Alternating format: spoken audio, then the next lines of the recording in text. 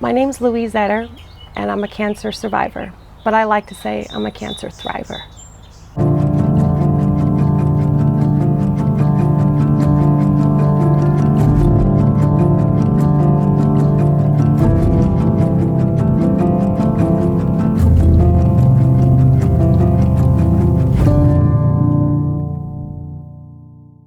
When I was 41, I was diagnosed with stage 4 colon cancer.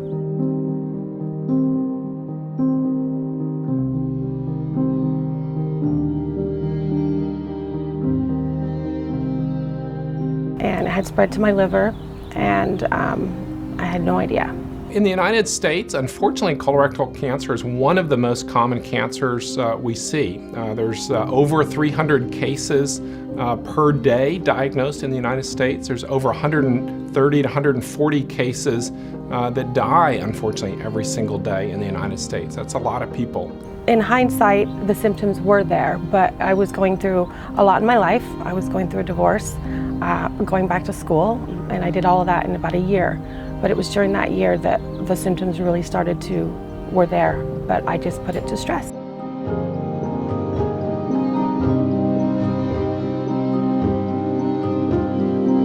I'd completed my course in beauty school and esthetician school, and I'd opened up a studio with a dear friend of mine named Emma Yeager. When I was diagnosed, I hadn't even unpacked from Hawaii yet.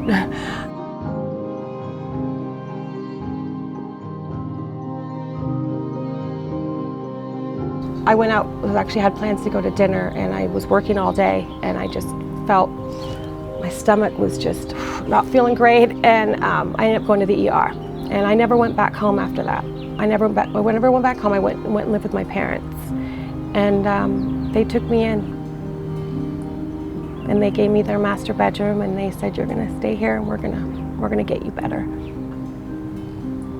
Telling my kids that I had stage 4 cancer was really, really tough. In fact, my son played baseball, and it was his opening day for the season, and I was on the board, and I was supposed to be there to open up snack bar the next day, and I couldn't be there.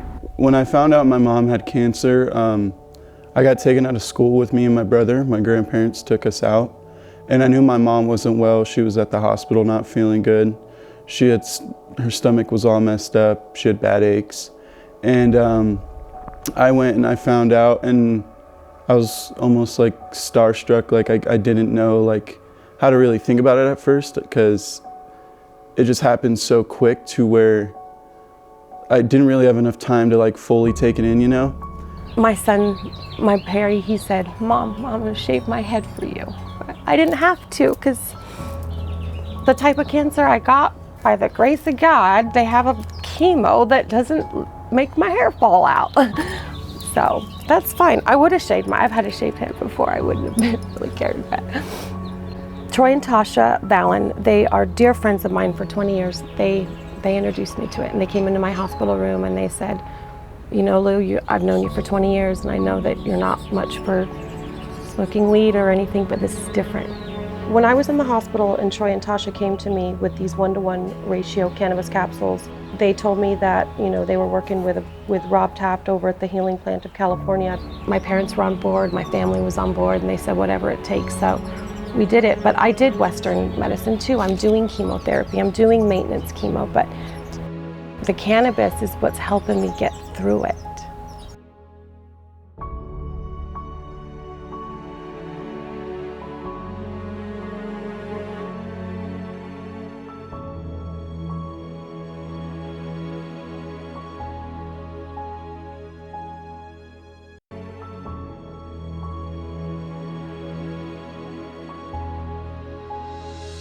It wasn't going to be about smoking the weed. It was going to be about infusing my body with the CBD and the THC and doing a 1-to-1 ratio in a pill form. And I thought, that's fine. Like, I was able to do that. You know, I could do that in the hospital. I could do that at home. They started me off with like a 3 milligram, and then they kind of bumped me up to a 5 milligram, and then to a 7, and then to a 10, and to a 13. And 2.5 years later, I'm on 15.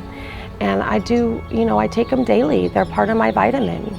Appetite was always a huge thing, right? I'm currently infusing on my 51st round of chemo, and my weight has been maintained, and it would never been that way if I hadn't have infused my body with the THC. Cannabinoids are certainly very interesting molecules, and there's a lot of research. There's hundreds of papers being published looking at their chemical properties against cancer cells. This is how you're able to gauge what level of activity is going on in your body. Stephanie LaRue says she has evidence cannabis has worked, which is backed up by her doctor. The cannabis works. No chemo, I only did cannabis, and the tumors are gone, and the scans I have is evidence and proof of that. Kind of like, what more do you need?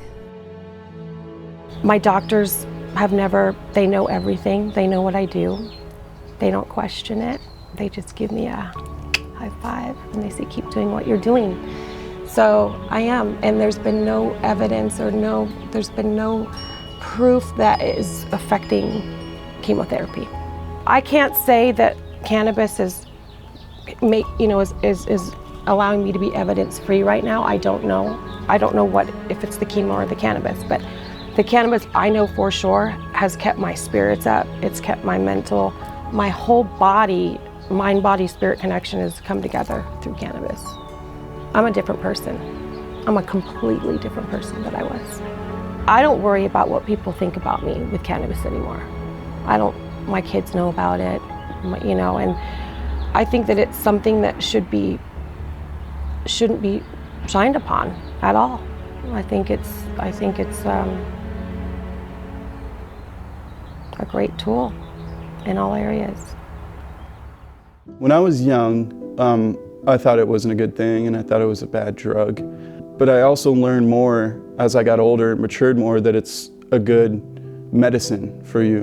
And it's not only a drug to get you high. If you use it in the right way and for the right reasons, then it could help you a lot. Before my mom got sick, I knew people smoked cannabis just 'cause, but then I started realizing that there was more health benefits for it. I now have more respect for the plant, 100%. My kids have been so supportive. They've been so great. They see me, they see all my ways that I, infuse cannabis into my life, and they don't judge at all.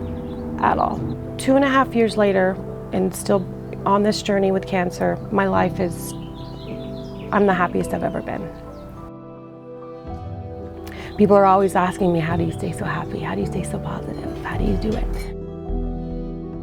I watched a movie when I first was diagnosed called Heal, and I don't know if any of you guys have seen that movie, but it's a good movie, and it's about mindset. It's about if you don't, your body hears what your mind thinks. It's a mind-body connection. It is. We all are, and I think that as long as you keep your positive spirit, it doesn't matter what your destination is going to be with the disease, but your journey will be more beautiful. You'll meet so many great people. Gratitude has been like my word of the year. So with more gratitude that you spread, the more return you get. And I've experienced that firsthand with so many of my clients and my friends. And it's interesting. It's really interesting what just being grateful could do. Cannabis has really improved the quality of my life in all areas. It's about the journey now. It's not about the destination anymore. I'm Louise Perry-Etter, and I just want to thank Patient Chronicles for letting me share this story. I was so inspired by watching the previous, and it's been amazing meeting everybody. So thank you.